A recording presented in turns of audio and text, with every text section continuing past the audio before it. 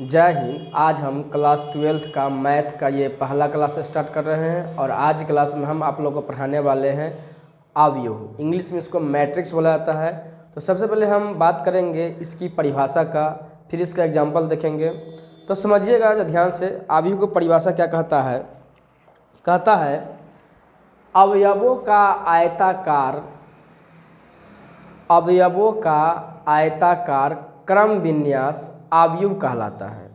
अवयवों का आयताकार क्रम विन्यास अवयव कहलाता है, ठीक ना। तो ये है इसका परिभाषा।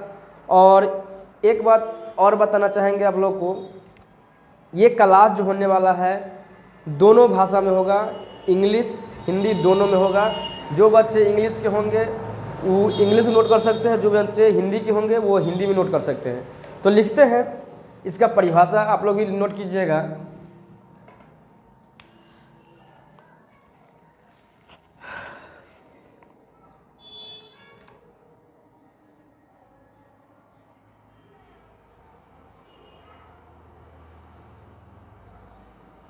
इंग्लिश में इसको मैट्रिक्स बोला जाता है।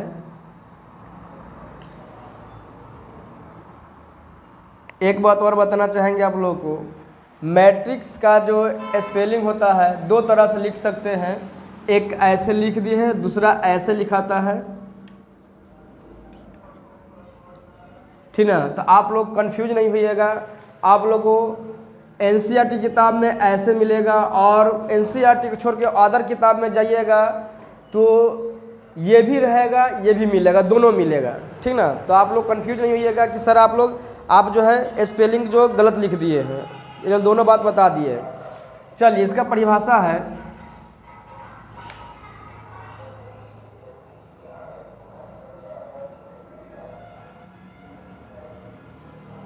अवयव का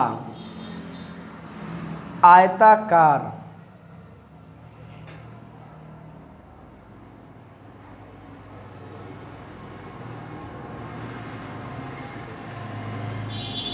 क्रम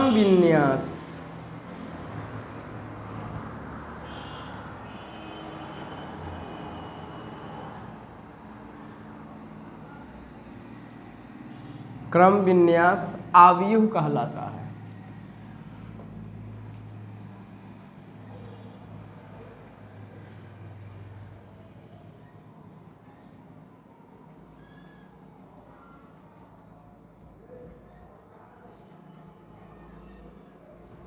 ठीक ना। अब इसका इंग्लिश में परिभाषा देख लेते हैं। इंग्लिश में इसका परिभाषा क्या होता है समझिएगा।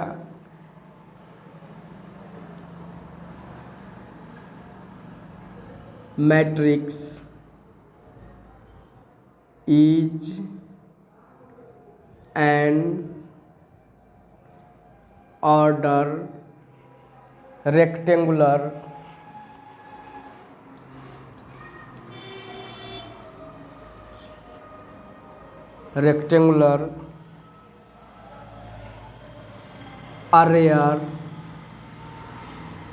array of real or complex number function in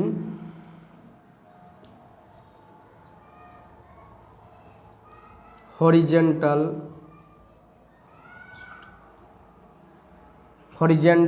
and vertical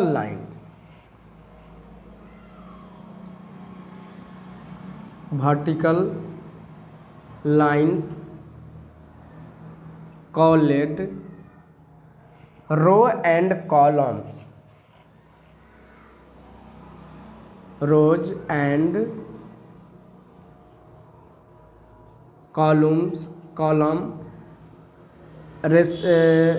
respectively।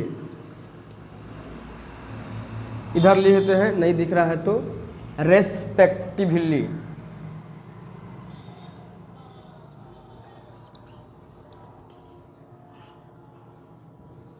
ठीक ना।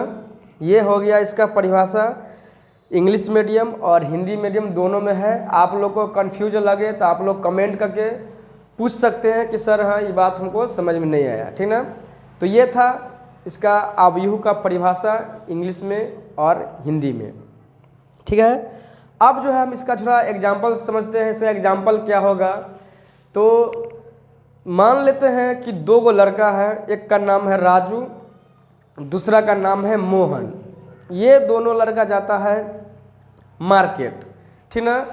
मार्केट से दोनों लड़का सेम सामान खरीदता है, जो एक लड़का खरीदता है वही सामान जो है दूसरा लड़का खरीदता है, लेकिन दोनों का जो है केजी में अंतर है। कोई पहला मतलब राजू जो है खरीदता है 1 केजी, तो मोहन खरीदता है 2 केजी, ठीक ना। अब एग्जाम्पल समझाते हैं, समझिएगा क्या है।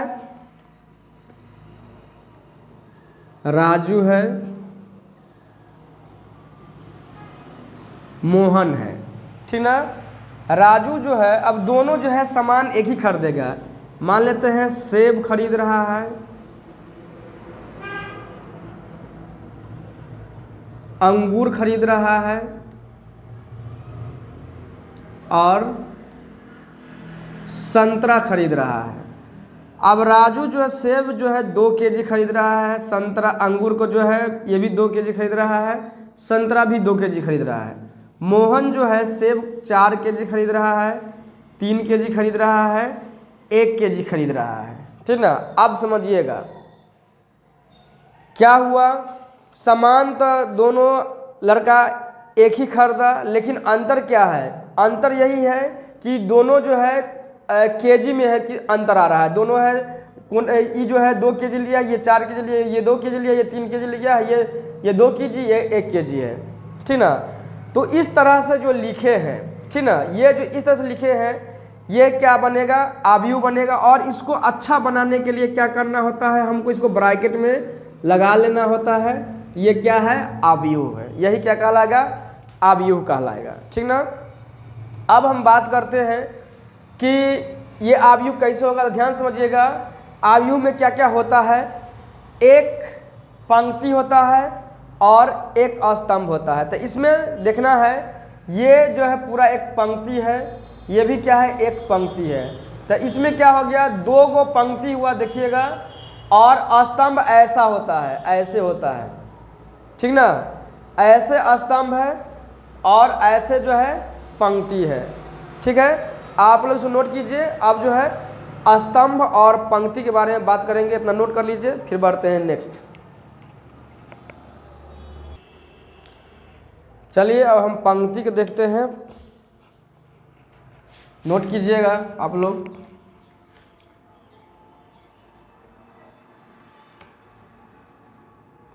इसको इंग्लिश में रो बोला जाता है, ठीक ना।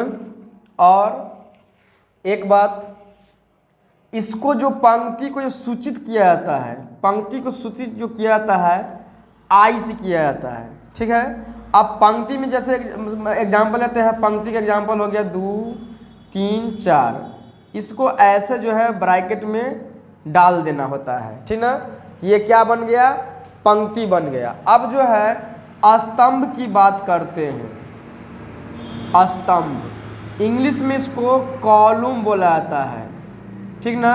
इसको जो सूचित किया जाता है जे से सूचित किया जाता है। अब इसको इसका एग्जाम्पल लेते हैं 2 4 6 और ऐसे जो है ब्रैकेट में डाल दिए हैं, ठीक ना।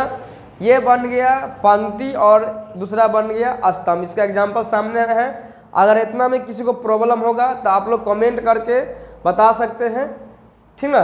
अब जरा हम इसका एग्जाम्पल समझते हैं। एग्जाम्पल 2-4 को ले लेते हैं ताकि आप लोग को बात जो है दिमाग में सेट हो जाए। ध्यान समझिएगा। अब जो अगर एग्जाम्पल जो है आपको पंक्ति और स्तंभ दोनों पहचानना है, एक क्वेश्चन लेते हैं, ठीक ना। एक क्वेश्चन लेते हैं 2 3 4 2 2 1 2 1 2, ठीक है।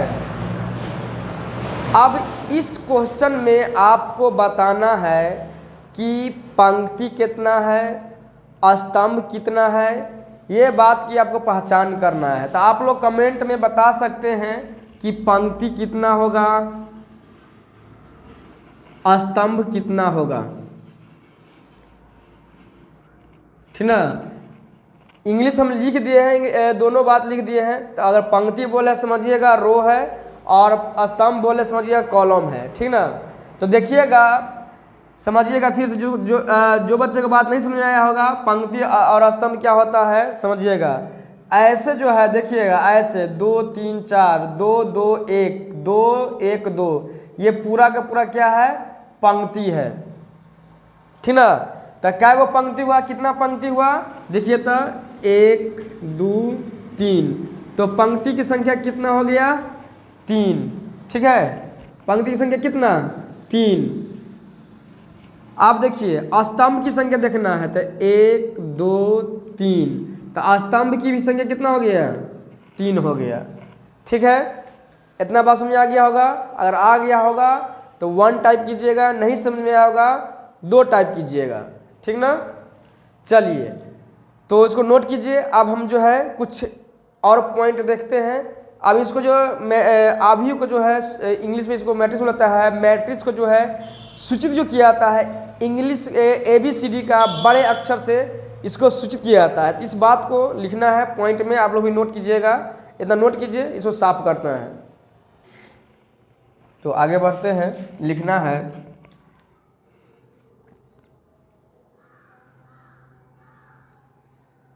किसी भी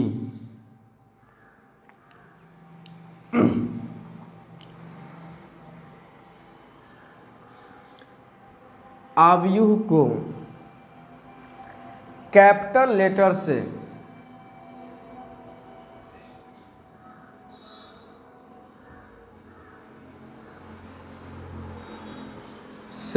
दर्शाया जाता है। यही बात को इंग्लिश में लिखना है, matrix are usually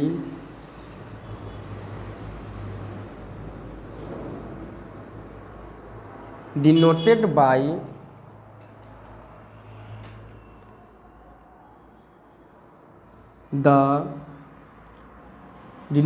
by the capital letter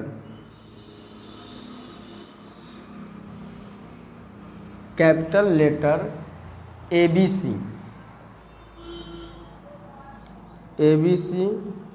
etc, ठीक ना। तो ये हो गया आव्यूह को ABCD के बड़े अक्षर से सूचित किया जाता है, ठीक ना। अब जो है आव्यूह को 4 तरह के ब्रैकेट में रखना होता है। कौन कौन रखेंगे तो लिखना है अवयवों को, ठीक ना। अगला पॉइंट, अवयवों को छोटका ब्रैकेट, अवयवों को, ये हो गया छोटका ब्रैकेट, या ये हो गया मझला ब्रैकेट, या ये हो गया बड़का ब्रैकेट। और एक ब्रैकेट और होता है, इस तरह का होता है, जो अधिकतर आपको इसके अगला चैप्टर में देखने को मिलेगा। डिटर्मिनेशन में ऐसा जो है संकेत लगाते हैं, ठीक ना। तो आव्यूह को ये 4 तरह के अंदर में डाल सकते हैं, को रखना है। यहाँ पे लिखेंगे में रखना, अवयवों को इतनी चारों में रखना है।